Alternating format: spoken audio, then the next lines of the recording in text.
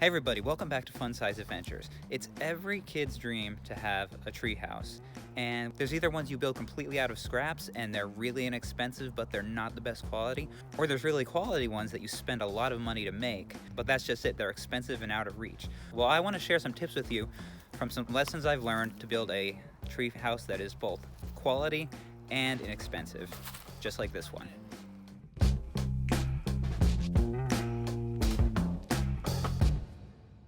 So if you're new here, I'm Jeff Smith and this is Fun Size Adventures, and we're a show all about having outdoor fun with your kids. And I'm not trying to paint myself as some sort of expert in this, but as I learn and experiment and make mistakes, I wanted to pass along what I found out to you so that you can get outside too and have fun outdoor time with your kids and go on adventures of your own. But like I said, today we're going to be talking about the treehouse, so let's get right into it. There's a couple things I wanted to share when it comes to this treehouse that made it a lot less expensive. One of the biggest tips is that I tried to build it keeping in mind the dimensions that lumber comes in. So as you can see, the platform is exactly 4 feet by 8 feet, which means I didn't have to make cuts and I didn't have to waste anything, which helped save us a lot of money. Another tip that I would share that helped save a lot of money on this was to spread out the cost. So what you see here, the main uprights and the main platform and the basic railing across there, we built 1 year. And then the following summer, we added the uprights on the railing, as well as the slide over here, and the roof. So that helped defray the cost over several years and made it more affordable because we didn't have a lot of extra money each year to pour into this. And I'm sure every family can relate with that, especially with growing kids. There's not a lot of spare money to do stuff like this. So helping to just spread the cost out and add a little bit more for each year will help not only defray the cost over several years and make it more affordable, but also that way it turns it into more manageable projects to add on each year. And they're things that the kids can help you with as well, and they can learn how to build tree forts themselves. The third tip I would give you is that a lot of times tree forts like this are made out of cedar, which one cedar 2x4 like this would run you about $10 at Lowe's. This is actually your typical pine stud that's only $3, and it's just painted with Thompson's water seal and stain to give it that cedar look and also make it waterproof. Now the main structure of this has been here for 2 years now, and just with that coating on it, it seems to be holding up really well. So I would really recommend this process to anybody looking to build a tree fort, as it saves you a ton of money. Because that jug of Thompson's water sealer is only about 20 bucks, and it was more than enough to complete this entire tree fort. Another thing that I did was, instead of doing 4x4 corner posts, it was slightly cheaper to do two 2x4s like this. So as you can see, they fit like that into the concrete bases here. Hey, Ethan. And that they fit in there well, and I cut little triangles to help kind of keep them together. There's one down here and there's one up. There's several up, one there halfway and one up at the top. And that helps hold them like that. And that also allows, let me find a good corner. That allows the corners to fit into there and kind of give it this like almost like an exoskeleton type design that let me be able to keep this perfectly 4 foot by 8 foot. Now these floorboards in here are the only ones that are pressure treated, because I thought where they would have moisture sitting on them, they should probably be pressure treated. So those are the only things that are pressure treated. Because pressure treated lumber is another thing. They want to be careful when it's something your kids are constantly playing on. You don't want them to be around those chemicals too much. So as you can see, it's just a basic platform. I'll show you the underneath side here with 1, 2, 3, 4 extra floor joists across there. We've had the whole family up there well over 500 pounds, and it hasn't given at all, so that would be a good design. And then in the corners here, you can see I braced that up there to help keep things square. We got an angled piece there as well as these here to help keep everything nice and square. One more money saving tip, I believe this is tip 4 or 5 maybe, is if you want to add a slide, kids love, you like having the slide there, right? Uh-huh. Yeah, kids love having the slide on there. And if you go to buy a slide new like this, they're like $80 for the cheaper ones, and they only go up from there.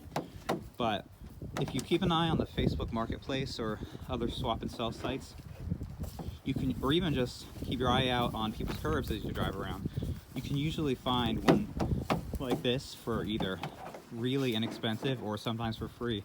My brother actually was able to find us this one at a local dump. So one thing about this street fort is we built it here on the hill, which has benefits where it's really not that high off the ground. I think on the far side there, the platform is 4 feet tall off the ground, but it's a good 3 or 4 more feet up above the yard down there. So that just makes it seem that much higher and like you're further up in the tree, even though you're really not, and it remains fairly safe. And when we first built this, the first design had this ramp here was more, you could see that it's kind of scabbed together here, but that used to be more of a down like that, like a ladder, and we extended that in the second year renovations of the tree fort to make it a few feet longer so it could go all the way up to the top of this hill and turn it more into a drawbridge looking thing, but it doesn't actually draw. And then we put the railings on so that it's safe for even our younger kids. Yeah, Eli can make it up there, as well as other kids without falling off the side. Like I said, there's benefits to being on the hill, but this design you could replicate anywhere. And it would actually be a lot easier to do on the flat ground somewhere, because it was tough to get all the measurements correct with all the concrete blocks being at different heights. So it took a little bit of guesswork and a little bit of trial and error, but we were able to figure it out. The last part we did of this tree fort was the roof up here, which is available at Lowe's as well as Home Depot, but it's 8 feet long and this corrugated plastic that's 8 feet by like 26 inches, I believe. So we had 5 sheets up there. I think it was $15 a sheet, which, what's that up to, $75? So that's fairly easy to install.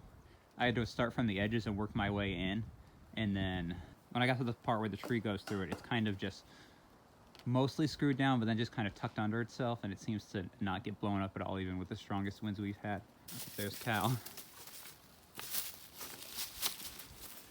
One thing I might do in our expansions this year is try to adjust this doorway, because when adults climb in like me, I kind of have to step over the railing here. But we've added some other things. Like we bought this telescope. The kids really enjoy that. We tried having a bucket and a pulley here, but that needs some work. The kids have somehow not only cracked the bucket here, but they also pulled the pulley right off of there. But it was only on there with some zip ties, so we will adjust that. The kids had their little plastic Adirondack chairs up here, but they were getting broken and thrown off. So I made these chairs here out of just 2x4s and some 1x3s, and they're holding up really well. And they're a little bit smaller of a footprint and don't take up as much space in here. So yeah, that's basically our treehouse, and I think all told, I looked up the pricing, and I believe we spent about $150 on the first year, and then another little bit over $100, like $110, $120 the second year. So for about $250, we were able to build this whole treehouse, and I think it looks pretty good, especially considering the price. It's definitely doable. If you have any questions, feel free to leave them in the comments. And coming up later this summer, as the weather gets better, we're planning some expansions for this treehouse. So make sure you subscribe so that when we do that, you can follow along with any expansions we make to this place.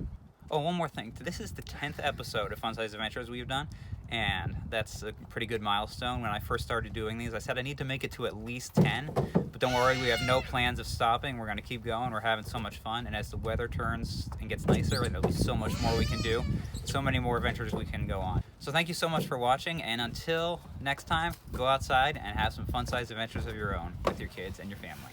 Bye-bye now. Bye-bye.